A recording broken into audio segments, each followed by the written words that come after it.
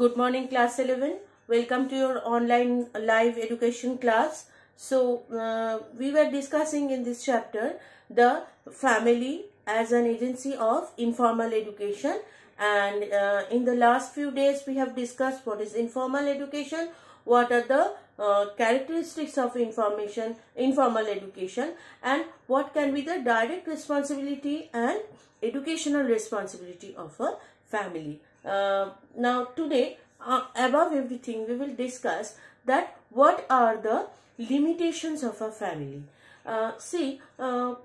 Limitations means we are telling that what cannot be done by something, isn't it? What cannot be fulfilled by the institute. Now, if we think that about our family, what can be the limitation of a family?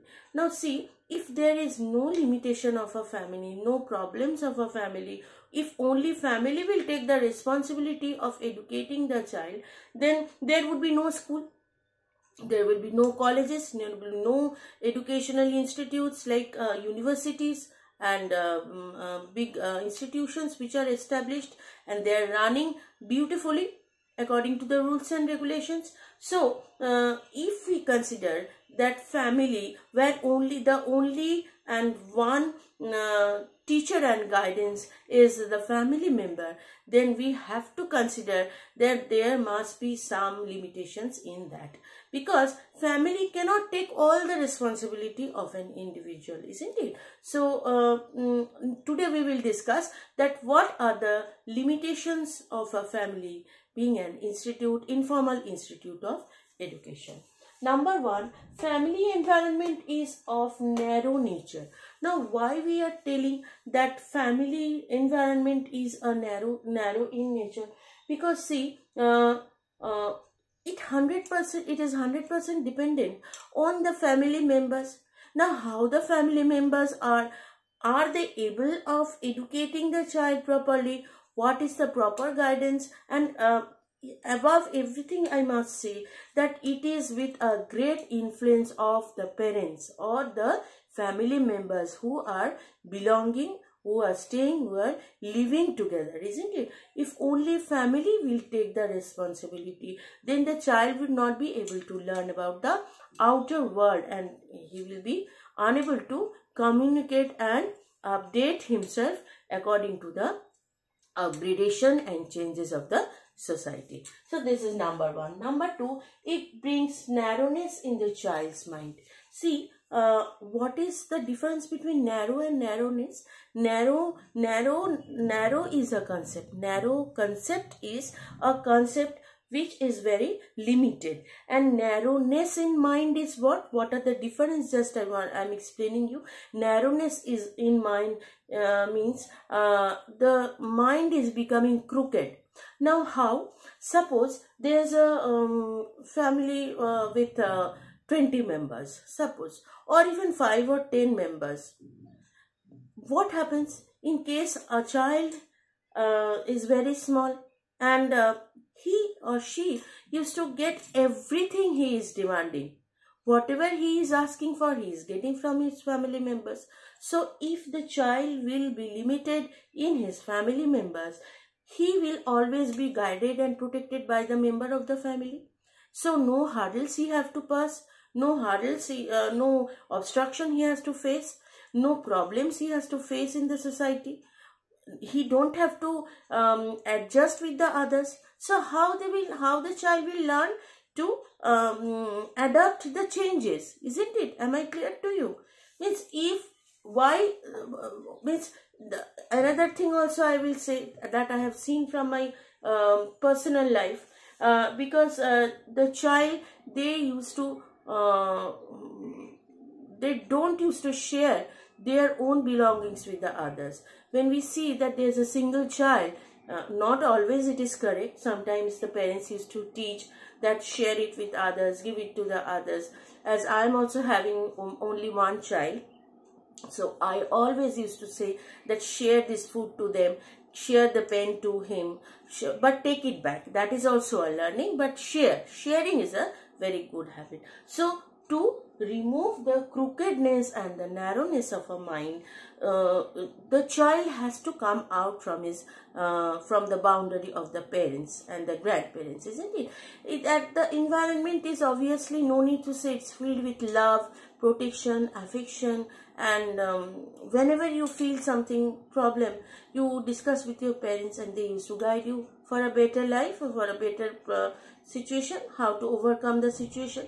So that is being 100% protected. So if the child will not come out, he will be unable to face the outer world. He will unable to face the problems and occurrences of life, which is creating which can create problem. So when the child will grow up, how they will learn to adjust in a bigger society? When you will be appointed in a job, you have to handle and tackle many things.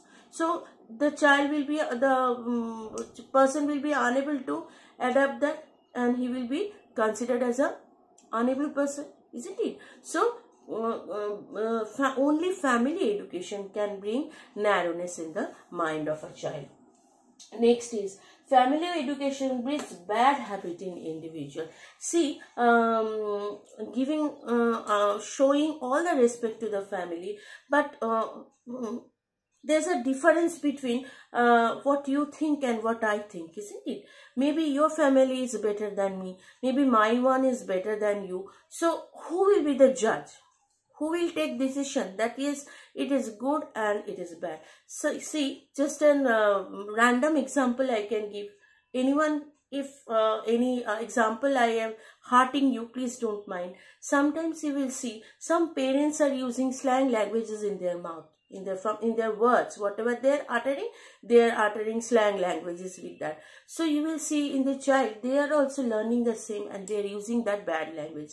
So what is the meaning of breeding bad habit? Breeding means developing. When there's a reproducing of something. So whatever, as the informal family is an informal education institute, educational institute, over there, as imitation is one and only way of learning, over there the child will obviously learn what their parents are doing.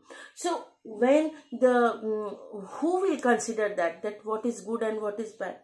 Suppose there is no one to guide that yes, this you should do and that you should not do. What the elders are doing, what the elders are behaving, what the elders are saying, the child is also uttering the same without understanding the meaning.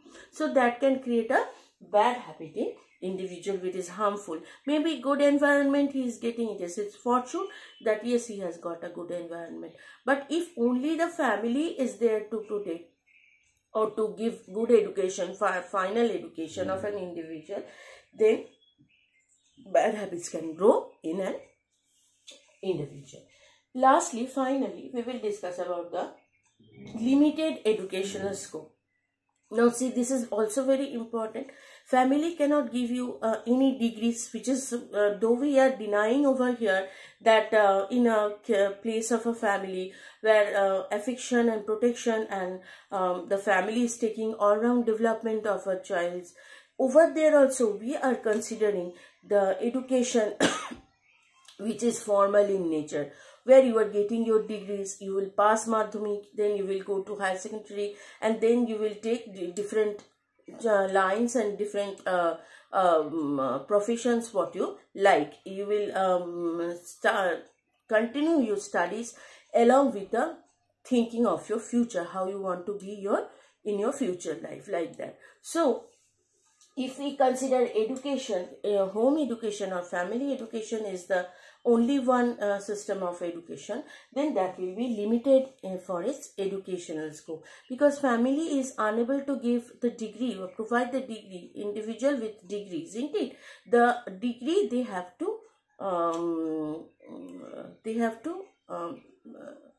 to gather their degree, isn't it? They have to receive their degree, they have to win their degree from the different institute and different school, and then only they are able of doing their own professions, or they are getting engaged in own professions. So these are the limitations of a family, though we cannot deny there's no question of denial of the importance of family, but at the end of the discussion we will say that family, if we consider it as the single and sole institute of education, it will be a incomplete thought. So thank you for today. Next day we will start with the next topic of the same chapter. Thank you.